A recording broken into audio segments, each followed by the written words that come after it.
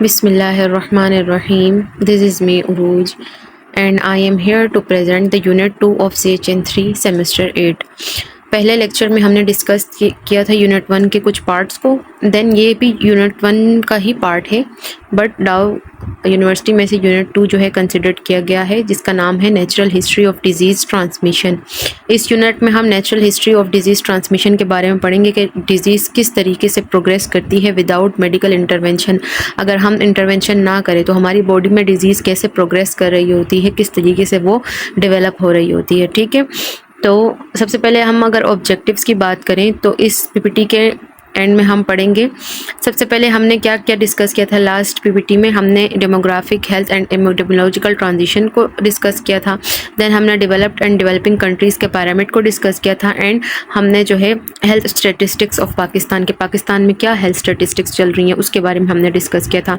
Now हम discuss करेंगे natural history of disease को, कि नेचुरल हिस्ट्री ऑफ डिजीज़ होती क्या है, ट्रांसमिशन इसकी किस तरीके से होती है, इसके अलावा epidemiological design, community health nursing में, एंड देन हम डिस्कस करेंगे disease frequency and disease occurrence को। ठीक है, सो बिस्मिल्लाहिर्रहमानिर्रहीम। सबसे पहले एपिडेमियोलॉजी क्या होती है, हमने एपिडेमियोलॉजी की डेफिनेशन को पहले डिस्कस करना है। तो एपिडेमियोलॉजी हमारे पास एक ग्रीक वर्ड है। एपी का मतलब होता है ऑन या अपॉन, डेमोस का मतलब होता है पीपल, एंड लोगोस का मतलब होता है स्टडी। तो इस वर्ड का क्या मतलब है, स्टडी ऑन पीपल या स्टडी अपॉन पीपल, यानी लोगों के ऊपर स्टडी को हम एपिडेमियोलॉजी कहते हैं। ठीक है, epidemiology is a study of the distribution and determinant of health related states और इवेंट्स इन स्पेसिफिक पॉपुलेशन। यानी एपिडेमियोलॉजी हमारे पास कौन सी स्टडी है, ये एक ऐसी स्टडी है जिसमें हम हेल्थ रिलेटेड डिस्ट्रीब्यूशन या डिटर्मिनेंट्स, यानी हेल्थ से रिलेटेड जो मसले हैं, जो कॉजेज़ हैं, जिन वजह से बीमारियां हो रही हैं और वो किस तरीके से हो रही हैं, उनकी डिस्ट्रीब्यूशन किस तरीके से है, जब हम ये तमाम चीज़ें किसी पॉपुलेशन के बारे में स्टडी करते हैं तो उसे हम एपिडेमियोलॉजी में स्टडी करते हैं। फॉर एग्जांपल, हम एक कम्युनिटी में गए, वहाँ पर हमने देखी कि वहाँ पे एक स्पेसिफिक डिजीज़ है, वो बहुत सारे लोगों में है। तो सबसे पहले हम डिटर्मिनेंट देखेंगे, कॉजेज़ देखेंगे, कौन से कॉज की वजह से ये बीमारी हो रही है और किस तरीके से वो डिस्ट्रीब्यूट हो रही है, बच्चों में ज़्यादा है, बड़ों में ज़्यादा है। ठीक है, तो ये स्टडी जो हम कर रहे हैं ये हम एपिडेमियोलॉजी में करते हैं। ठीक है, and the application of this study to control of health problem, और फिर हम उस एपिडेमियोलॉजी का यूज़ करके जो है हेल्थ प्रॉब्लम को कंट्रोल करने की या सॉल्व करने की कोशिश करते हैं। तो ये हमारे पास एपिडेमियोलॉजी की डेफिनेशन थी। अब नेक्स्ट हमारे पास क्या है, the study 3Ds of disease health related condition. अब एपिडेमियोलॉजी में हम 3Ds को स्टडी करते हैं। 3Ds क्या है, डिस्ट्रीब्यूशन, डायनेमिक्स एंड डिटर्मिनेंट्स, यानी डिजीज़ किस तरह से डिस्ट्रीब्यूट हो रही है, उसके डायनेमिक क्या है, किस तरीके से उसमें चेंजेस आ रही हैं, और उसकी डिटर्मिनेंट यानी कॉजेज़ क्या हैं। हम इसे आगे अब एक एक करके डिस्कस करेंगे। ठीक है, हम एपिडेमियोलॉजी में इन 3 चीज़ों को स्टडी करते हैं। सबसे पहले अगर हम बात करें डिस्ट्रीब्यूशन की, तो डिस्ट्रीब्यूशन का मतलब होता है पैटर्न ऑफ डिजीज़, यानी डिजीज़ का पैटर्न क्या है, किन लोगों को अफेक्ट कर रही है, किस वजह से हो रही है और कहाँ पर हो रही है। ठीक है, तो जब हम इन चीज़ों को डिस्कस करते हैं तो इसका मतलब है हम एपिडेमियोलॉजी में डिस्ट्रीब्यूशन को डिस्कस कर रहे हैं। ठीक है, यानी डिस्ट्रीब्यूशन का क्या मतलब है कि जब हम पॉपुलेशन में डिजीज़ पैटर्न को देखते हैं, वो इज़ अफेक्टेड, यानी उस बीमारी की वजह से कौन से लोग ज़्यादा अफेक्टेड हो रहे हैं, किस एरिया, किस रीजन या किस कंट्री में वो डिज़ीज़ हो रही है और किस सीज़न में होती है, किस टाइम पर होती है। ठीक है, व्हेन डज इट अकर, यानी वो, वेयर एंड व्हेन, हम ये 3 चीज़ें देखते हैं। वो यानी किन लोगों को अफेक्ट कर रही है, कहाँ पर अफेक्ट कर रही है और कब कब अफेक्ट करती है। सर्दी में अफेक्ट करती है, देखें कुछ बीमारियाँ जो होती हैं ना सीजनल होती हैं, लाइक सर्दी में ना हमारे जो पाकिस्तान है उसमें जो है बहुत सारे लोगों को फ्लू होता है, फीवर होता है, नमूनिया होता है बच्चों में, लेकिन गर्मियों में कंपैरेटिवली वो बीमारियाँ नहीं होती। तो हम एपिडेमियोलॉजी में यही चीज़ देखते हैं कि कोई डिजीज़ है तो वो कौन से लोगों को, कौन से जेंडर के लोगों को अफेक्ट कर रही है। ठीक है, किस एरिया, किस रीजन में ज़्यादा हो रही है और किस सीज़न में होती है। ठीक है, तो जब हम ये 3 चीज़ें डिस्कस करते हैं एपिडेमियोलॉजी में तो उसका मतलब है हम डिस्ट्रीब्यूशन को डिस्कस करें, डिजीज़ की डिस्ट्रीब्यूशन को डिस्कस करें। For example, dengue cases increase during the rainy season in Karachi. जैसे डेंगू केसेस हैं वो रेनी सीज़न में, बारिशों के मौसम में जो है कराची में बहुत ज़्यादा हो जाता है। क्यों? क्योंकि फिर पानी ठहरा हुआ होता है, ठहरे पानी पर जो है उसका जो मॉस्किटो होता है वो ग्रो करता है और फिर डेंगू केसेस में इजाफा आता है। तो ये क्या है, ये डिस्ट्रीब्यूशन है डिजीज़ की।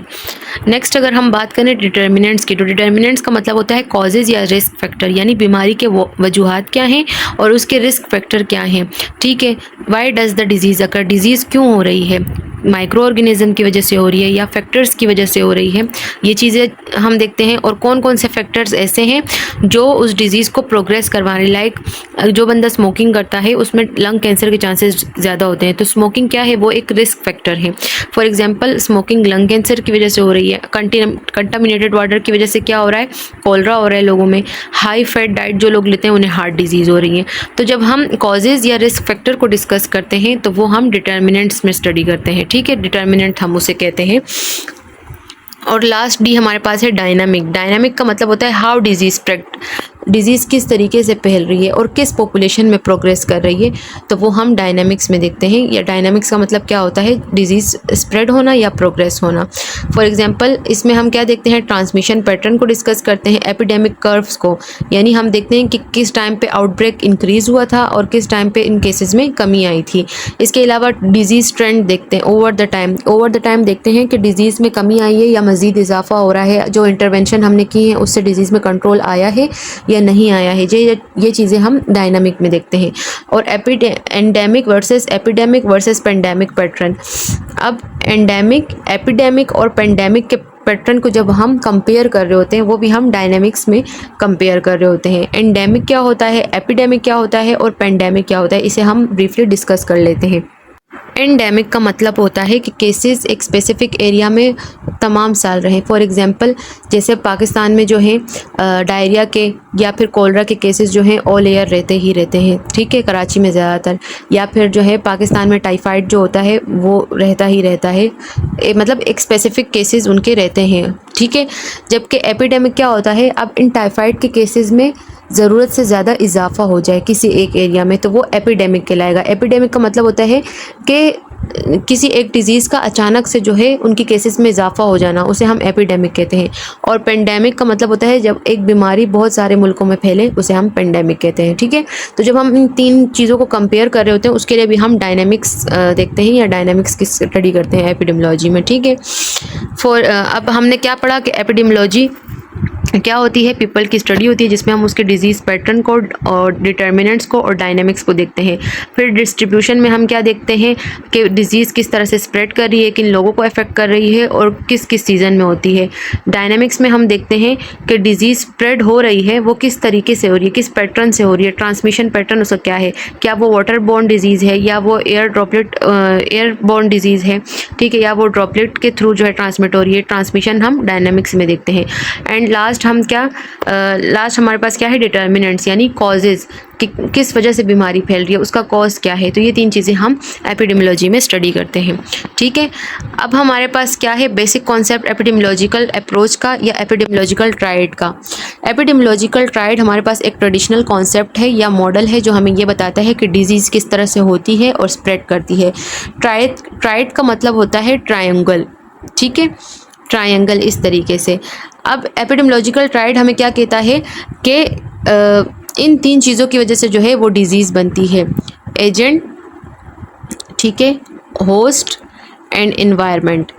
एजेंट, होस्ट और एनवायरनमेंट जब तीनों चीज़ें कंटिन्यूसली एक दूसरे के साथ इंटरेक्ट करती हैं तो उसके नतीजे में हमारे पास क्या बनता है, एपिडेमियोलॉजिकल ट्रायड और डिजीज़ डेवलप होती है, ठीक है। अगर फॉर एग्जांपल एक पर्सन है, ठीक है, फॉर एग्जांपल एक डिज़ीज़ है, एजेंट भी मौजूद है एंड होस्ट भी मौजूद है लेकिन फेवरेबल एनवायरनमेंट नहीं है तो डिज़ीज़ अकर नहीं होगी।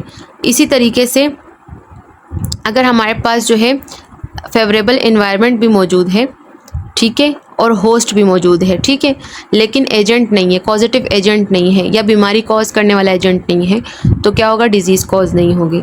इसी तरीके से हमारे पास एजेंट भी है, एनवायरनमेंट भी है लेकिन होस्ट नहीं है, तो क्या होगा, बीमारी नहीं फैलेगी, बीमारी नहीं होगी, ठीक है। तो ये हमारे पास एपिडेमियोलॉजिकल ट्रायड है जो बहुत ट्रेडिशनल मॉडल है जो हमें ये बताता है कि कोई भी डिज़ीज़ अगर होती है तो वो इन तीन कंपोनेंट्स की वजह से होती है, ठीक है। ट्रायड इसे हम इसलिए कहते हैं क्योंकि ये ट्रायंगल शेप का होता है। अब नेक्स्ट हम इन कॉन्सेप्ट को अच्छे से स्टडी करेंगे। सबसे पहले एजेंट क्या होता है? The agent is the cause of disease. किस वजह से बीमारी हो रही है? आइदर वो बैक्टीरिया की वजह से हो रही है, माइक्रो ऑर्गेनिजम्स की वजह से हो रही है, या फिर नॉन कम्युनिकेबल डिजीज़ में फैक्टर्स की वजह से हो रही है। फॉर एग्जांपल स्मोकिंग हो गया, या फिर केमिकल्स से जो एक्सपोजर की वजह से कैंसर हो गया किसी पेशेंट को, या ओबेसिटी की वजह से किसी पेशेंट को जो है हार्ट अटैक हो गया, या फिर ओबेसिटी की वजह से किसी पेशेंट का हार्मोनल इम्बेलेंस हो गया। तो ये तमाम क्या है? कॉज हैं। कॉजेज़ को अगर हम डिस्कस करते हैं तो उसे हम कहते हैं एजेंट। एजेंट का मतलब क्या होता है? किसी भी डिजीज़ का कॉज या वजह, उसे हम एजेंट कहते हैं। ये बायोलॉजिकल भी हो सकते हैं, लाइक बैक्टीरिया, वायरस या पैरासाइट की वजह से भी आपको बीमारी हो सकती है। इसके अलावा केमिकल भी हो सकते हैं, पॉइजन्स या टॉक्सिन्स। फिजिकल फॉर्म में एजेंट क्या होगा? रेडिएशन की वजह से आपकी स्किन डैमेज हो जाए, या एक्सेसिव हीट की वजह से आपका जो है हाथ पाँव बर्न हो जाए, या किसी भी ट्रामा की वजह से, रोड ट्रैफिक एक्सीडेंट की वजह से आपको जो है इंजरी हो जाए, तो वो भी एजेंट में आएगा, फिजिकल एजेंट में आएगा। और न्यूट्रिशन की वजह से भी जो है आपको बीमारियां हो सकती हैं। For example tuberculosis, Mycobacterium tuberculosis. अब ट्यूबरक्लोसिस का एजेंट कौन है? ट्यूबरक्लोसिस का एजेंट हमारे पास है माइकोबैक्टीरियम ट्यूबरक्लोसिस। अगर ये मौजूद नहीं होगा, माइकोबैक्टीरियम ट्यूबरक्लोसिस मौजूद नहीं होगा, तो पेशेंट को टीबी नहीं हो सकता।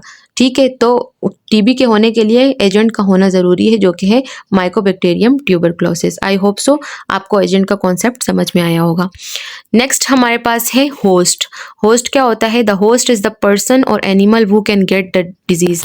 वो पर्सन जिसके अंदर माइक्रो ऑर्गेनिज्म जाके मल्टीप्लाई हो सकते हैं, वो पर्सन जिसके अंदर, या एनिमल जिसके अंदर जो है डिजीज़ जाती है, इन्वेड होती है और ग्रो करती है, उसे हम होस्ट कहते हैं। फॉर एग्जांपल ह्यूमन बीक एक होस्ट है, उसके अंदर अगर कोई माइक्रो ऑर्गेनिज्म आता है, जैसे मलेरिया का जो है मलेरिया का ऑर्गेनिज्म अगर उसके अंदर आता है, तो ह्यूमन बॉडी क्या है? एक होस्ट है।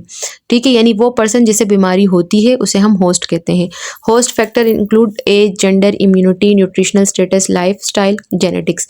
फॉर एग्जाम्पल अगर किसी बच्चे हैं उन, या फिर एडल्टली पॉपुलेशन है, उनमें जो है डिजीज़ के चांसेस ज़्यादा होते हैं। तो ये कुछ ऐसे फैक्टर्स हैं जो फिर पर्सन टू पर्सन जो है वेरी करते हैं, लाइक जेंडर, मेल या फीमेल।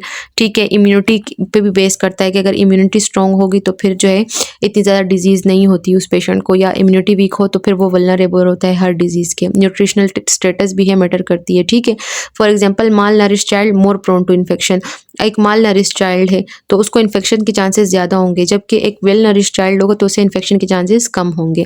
एडल्टली पर्सन भी हाई रिस्क पे होता है बीमारियों के, ये जैसे हाई रिस्क ऑफ नमूनिया। अगर एडल्टली पर्सन है, इम्यूनिटी वीक होती है, जिस वजह से उसे हाई रिस्क होता है नमूनिया का as compare to younger population. ठीक है, तो होस्ट क्या है? हमारे पास वो पर्सन जिसको डिजीज़ हो सकती है, ये एनिमल भी हो सकता है। ठीक है, अब हमारे पास लास्ट है environment. The environment include external factor that affect the agent and host.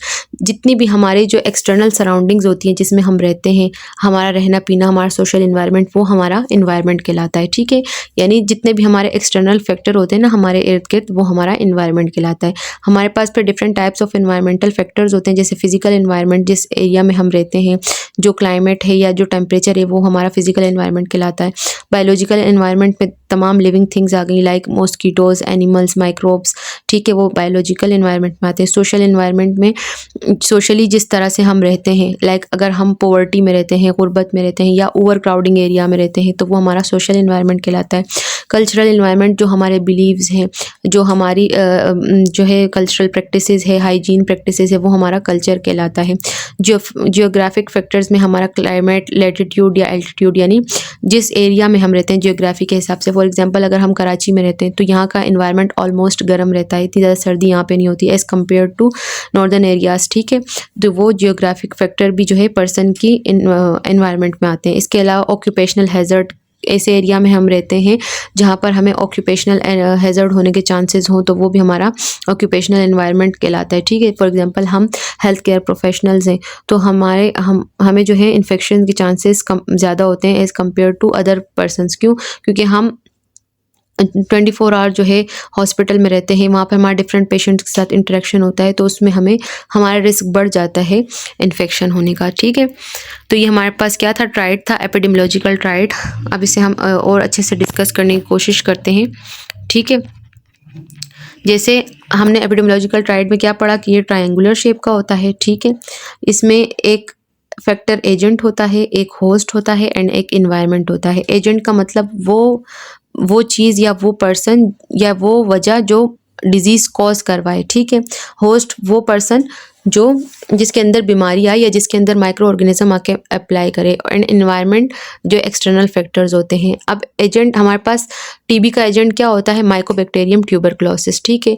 अब वो एक पर्सन की बॉडी में गया जहाँ पर पुअर न्यूट्रिशन के साथ था पेशेंट, उसको जो है बहुत सारी बीमारियाँ थी, उसकी इम्यूनिटी लो थी, तो क्या था, होस्ट जो है पहले से इम्यूनो कॉम्प्रोमाइज्ड है, उसके अंदर टीबी का माइक्रो ऑर्गेनिज्म गया, ठीक है। अब एनवायरनमेंट में वो ऐसे रहता था जहाँ पर बेड सैनिटेशन थी, वेंटिलेशन भी अच्छी नहीं थी, क्राउडिंग थी, जिस वजह से एक फेवरेबल एनवायरनमेंट बन गया, ठीक है। तो क्या हो गया, माइकोबैक्टीरियम ट्यूबरक्लोसिस ने होस्ट के अंदर मल्टीप्लाई करना शुरू किया और ओवर द टाइम जो है डिजीज़ कॉज हो गई। तो ये हमारा एपिडेमियोलॉजिकल ट्राइड था जिसे हमने समझने की कोशिश की थी, ठीक है। आई होप सो आपको ये ट्राइड समझ आया होगा। अब हम नेक्स्ट पे जाते हैं। नेक्स्ट हमारे पास क्या है? The natural history of disease. Natural history of disease क्या होती है? The natural history of disease the course a disease take without treatment और इंटरवेंशन, यानी विदाउट ट्रीटमेंट और विदाउट इंटरवेंशन बॉडी में डिजीज़ किस तरीके से प्रोग्रेस करती है, किस तरह से डेवलप होती है, उसे हम नेचुरल हिस्ट्री ऑफ डिजीज़ कहते हैं।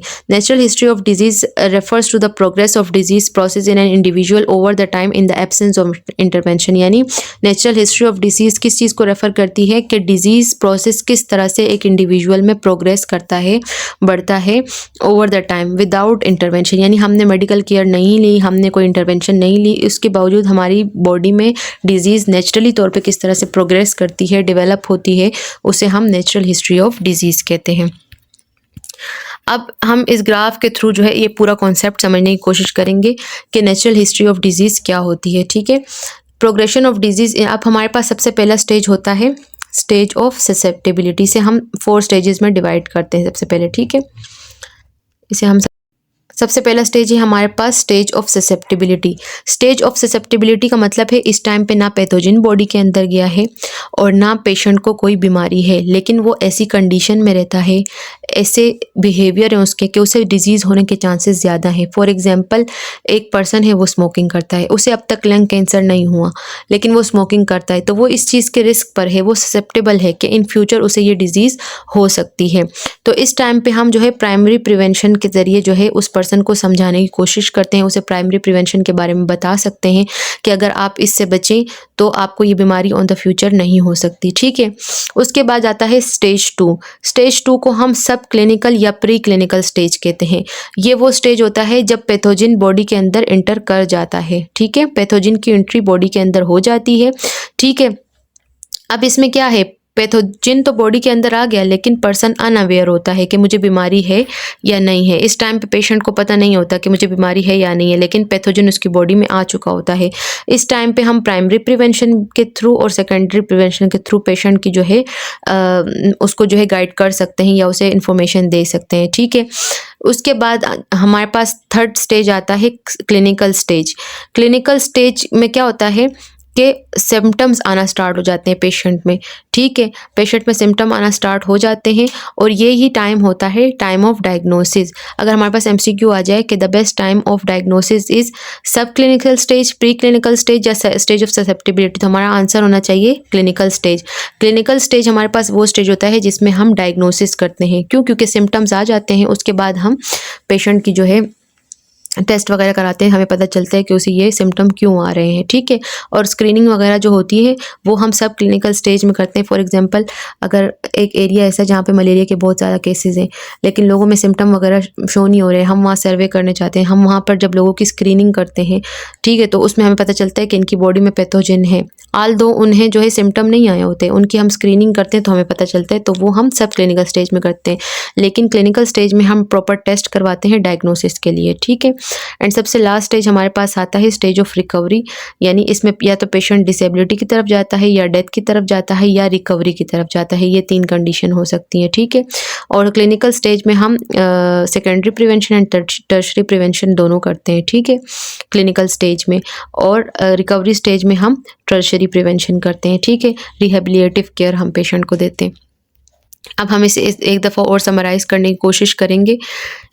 सबसे पहले क्या है हमारे पास स्टेज ऑफ ससेप्टिबिलिटी। ठीक है, स्टेज ऑफ ससेप्टिबिलिटी में क्या होता है कि पर्सन जो है उसके अंदर एक्सपोजर नहीं हुआ होता, ऑर्गेनिज्म नहीं इन्वेड हुआ होता, उसे कोई साइन सिम्टम नहीं आ रहे होते, बट वो रिस्क पे होता है डिजीज़ के।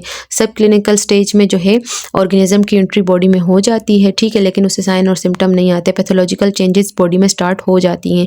क्लिनिकल स्टेज में क्या होता है, क्लिनिकल स्टेज में जो है साइन एंड सिम्टम अपेयर होते हैं और यही बेस्ट टाइम होता है डायग्नोसिस का, और इस टाइम पे हम प्राइमरी और टर्शरी केयर दोनों के ज़रिए जो है पेशेंट को जो है केयर करने की कोशिश करते हैं। एंड लास्ट स्टेज हमारे पास होता है स्टेज ऑफ रिकवरी। इसमें या तो पेशेंट डिसेबिलिटी की तरफ जाता है, या डेथ की तरफ जाता है, या रिकवरी की तरफ जाता है, ठीक है, और इसमें हम टर्शरी प्रिवेंशन देते हैं, ठीक है। और इंक्यूबेशन पीरियड क्या होता है कि जब पैथोजन ने बॉडी में एंट्री की तब से लेकर डायग्नोसिस तक का या साइन एंड सिम्टम डेवलप होने तक के टाइम को हम इंक्यूबेशन पीरियड कहते हैं। यानी जब पेशेंट की बॉडी में पैथोजन की एंट्री हो गई और साइन और सिम्टम आने तक का जितना टाइम पीरियड होता है ना, उसे हम इंक्यूबेशन पीरियड कहते हैं, ठीक है। प्री एक्सपोजर स्टेज या ससेप्टिबिलिटी स्टेज में क्या होता है, जैसे मैंने पहले बताया, बिफोर एक्सपोजर टू एजेंट। इस टाइम पे बॉडी में एजेंट की एंट्री नहीं हुई होती। इसके कैरेक्टरिस्टिक क्या होते हैं, रिस्क पे होता है पेशेंट, एज, जेनेटिक्स, एनवायरनमेंट या लाइफस्टाइल की वजह से। जैसे कुछ स्पेसिफिक बीमारियां एज के वजह से होती हैं, ठीक है, जैसे एडल्टली लोगों में जो है नॉन कम्युनिकेबल डिजीज़ के चांसेस ज़्यादा होते हैं, या जेनेटिकली जो डिजीज़ होती हैं, ठीक है। No contact with disease agent yet, यानी इस टाइम पे कोई कॉन्टैक्ट एजेंट के साथ नहीं हुआ होता, पॉजिटिव एजेंट के साथ कोई कॉन्टैक्ट नहीं होता, बट पेशेंट रिस्क पे होता है, पर्सन ससेप्टेबल होता है। For example, a bottle of toxic cleaning chemical is kept at home, risk factor present but exposure absent. For example, आपके घर में एक क्लीनिंग केमिकल की जो है बोतल मौजूद है, ठीक है, तो वो क्या है, एक रिस्क फैक्टर मौजूद है। अगर कोई बच्चा उसे पी लेता है तो उसे जो है इंजरी या उसे डिसेबिलिटी के चांसेस हो सकते हैं, तो क्या है, ये एक रिस्क फैक्टर है। इस टाइम पे हम प्राइमरी प्रिवेंशन देते हैं, हम health, education, immunisation, environmental sanitation के बारे में लोगों को बताते हैं। यानी प्री एक्सपोजर स्टेज में हम प्राइमरी प्रिवेंशन के थ्रू जो है डिजीज़ को रोक सकते हैं। अब सेकंड स्टेज हमारे पास आता है प्री क्लिनिकल स्टेज या एक्सपोजर स्टेज भी हम इसे कहते हैं। After exposure but before symptom, यानी इस स्टेज में एक्सपोजर हो जाता है, एजेंट बॉडी में दाखिल हो जाता है, लेकिन सिम्टम पेशेंट को नहीं आए होते। इसकी कैरेक्टरिस्टिक में क्या है कि एजेंट बॉडी में एंटर हो जाता है, साइन एंड सिम्टम नहीं होते, और डिजीज़ जो है वो डेवलप हो रही होती है silently. For example, HIV infection before symptom. HIV का पेशेंट, HIV का एजेंट जो है बॉडी में चला गया है, वो डिवाइड होना स्टार्ट हो गया है, पर पेशेंट को सिम्टम नहीं आए हैं। TB इन्फेक्शन विदाउट कफ। TB का ऑर्गेनिज्म बॉडी में एंटर हो गया है, डिवाइड होना स्टार्ट हो गया है, बट अब तक कोई भी सिम्टम नहीं आया है, कफ वगैरह कुछ भी नहीं आई है पेशेंट को, तो ये हमारे पास प्री क्लिनिकल स्टेज में आता है। और इस टाइम पे हम सेकेंडरी प्रिवेंशन देते हैं पेशेंट को, लाइक स्क्रीनिंग टेस्ट करवाते हैं, या अर्ली डायग्नोसिस के लिए हम स्क्रीनिंग वगैरह करवा सकते हैं, ठीक है, पेशेंट की। थर्ड स्टेज हमारे पास होता है क्लिनिकल स्टेज या सिम्टोमेटिक स्टेज भी हम इसे कहते हैं। डिजीज़ बिकम क्लिनिकली एविडेंट, यानी क्लिनिकली एविडेंट हो जाती है डिजीज़ इस टाइम पे हम प्रॉपर डायग्नोसिस कर सकते हैं। इस टाइम पे पेशेंट को साइन और सिम्टम आ जाते हैं। इसके कैरेक्टरिस्टिक में क्या है, साइन एंड सिम्टम अपेयर होना स्टार्ट हो जाते हैं स्टेज में, डिजीज़ डायग्नोज हो जाती है क्लिनिकली, और ट्रीटमेंट रिक्वायर होता है इसमें। फॉर एग्जांपल, जैसे TB में पेशेंट को फीवर और कफ आना स्टार्ट हो गया, ठीक है, या सिम्टम्स हैं, ये इंडिकेट कर रहे होते हैं कि कोई ना कोई बीमारी जिस्म में चल रही है, कोई ना कोई एजेंट जो है वो ग्रो कर रहा है।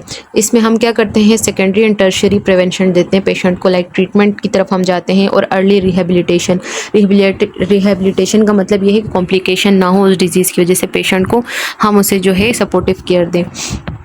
लास्ट स्टेज हमारे पास होता है रेजोल्यूशन स्टेज या रिकवरी स्टेज, आउटकम स्टेज भी हम इसे कहते हैं। Final outcome of the disease, यानी डिजीज़ हो गई है अब पेशेंट को ना, अब 4 पॉसिबिलिटीज़ हैं, या तो पेशेंट रिकवर होगा, या वो क्रोनिक डिसेबिलिटी की तरफ जाएगा, कॉम्प्लिकेशन की तरफ जा सकता है, या फिर डेथ की तरफ जा सकता है, ठीक है। यानी कोई भी बीमारी होती है तो उसकी 4 ही पॉसिबिलिटी निकलती है ना, या तो पेशेंट अगर प्रॉपर ट्रीटमेंट लेता है तो ठीक हो जाता है, अगर प्रॉपर ट्रीटमेंट वो नहीं लेता तो डिसेबिलिटी की तरफ चला जाता है, ठीक है, उसका वो ऑर्गन जो होता है वो डिसेबल हो जाता है, वो वर्क नहीं कर पाता, या तो पेशेंट कॉम्प्लिकेशन की तरफ चला जाता है, या तो फिर पेशेंट की डेथ हो जाती है उस डिजीज़ की वजह से। तो ये हमारे पास रिकवरी फेज, रिकवरी या रेजोल्यूशन फेज हम इसे कहते हैं। इसमें हम टर्शियरी प्रिवेंशन के थ्रू पेशेंट की केयर करते हैं, लाइक रिहेबिलिटेशन या डिसेबिलिटी लिमिटेशन। फॉर एग्जांपल, अगर एक पेशेंट है, उसका एक्सीडेंट हुआ है, उसका हाथ पाँव उसमें डिसेबल हो गया, तो इसकी केयर जो है हम टर्शियरी प्रिवेंशन के थ्रू करेंगे। डिसेबिलिटी लिमिटेशन में हम पेशेंट को टर्शियरी केयर प्रोवाइड करेंगे, या पैलिएटिव केयर, या जो एंड लाइफ केयर भी हम इसे कहते हैं, जो जस्ट सपोर्टिव केयर होती है पेशेंट की। तो थर्ड स्टेज में हम टर्शियरी प्रिवेंशन देते हैं पेशेंट को। जैसे क्या हुआ, सबसे पहले एक्सपोजर हुआ एजेंट का, ठीक है, एक्सपोजर हुआ एजेंट का, फिर डेवलपमेंट ऑफ डिजीज़ जिसे हम साइन और सिम्टम भी कहते हैं, एंड लास्ट डिसेबिलिटी और डेथ। यानी ये प्री क्लिनिकल स्टेज में हुआ। प्री क्लिनिकल यानी पेशेंट जो है वो एक्सपोज हो गया एजेंट से, लेकिन अब तक साइन और सिम्टम डेवलप नहीं हुए हैं। और ये स्टेज हमारे पास होता है क्लिनिकल। क्लिनिकल स्टेज में साइन और सिम्टम डेवलप हो जाते हैं। और लास्ट स्टेज है हमारे पास रिकवरी, जिसमें पेशेंट या तो डिसेबिलिटी की तरफ जाता है, या डेथ की तरफ जाता है, या फिर रिकवरी की तरफ जाता है। तो ये हमारे पास कुछ कंडीशन थी, या नेचुरल हिस्ट्री ऑफ डिसीज़ का हमारे पास एक पूरा मॉडल था जिसे हमने समझने की कोशिश की। नेक्स्ट अब हम जाते हैं, नेक्स्ट स्लाइड में क्या है हमारे पास, डिटेक्शन बाय स्क्रीनिंग टेक्स। वही बात है कि जब हमारे पास बॉडी में एजेंट जो है एंट्री हो जाती है, तो वो स्क्रीनिंग टेक्स में हम डिटेक्ट कर सकते हैं अर्ली डिटेक्शन के लिए।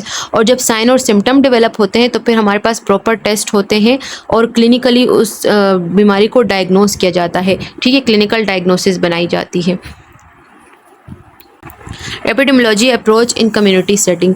अब एपिडेमियोलॉजिकल अप्रोच कम्युनिटी सेटिंग में हम किस तरह से कर सकते हैं, इसकी एप्लीकेशन हम किस तरह पब्लिक हेल्थ में कर सकते हैं, preventing disease and promoting health.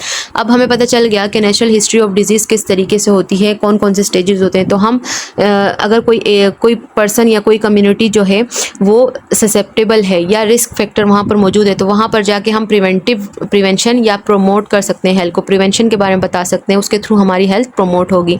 इसके अलावा हम कम्युनिटी हेल्थ असेसमेंट जैसे स्क्रीनिंग वगैरह कर सकते हैं अर्ली डिटेक्शन के लिए, ठीक है। इसके अलावा हम क्या कर सकते हैं, डायग्नोस, ट्रीटमेंट और प्रोग्नोसिस हम देख सकते हैं क्लिनिकल डिजीज़ की। एपिडेमियोलॉजिकल अप्रोच या एपिडेमियोलॉजिकल ट्राइड को यूज़ करके हम अपनी डायग्नोसिस, ट्रीटमेंट और प्रोग्नोसिस को इम्प्रूव कर सकते हैं। इसके अलावा हम अपने इंटरवेंशन एंड प्रोग्राम्स को भी एवेल्युएट कर सकते हैं एपिडेमियोलॉजिकल अप्रोच के थ्रू।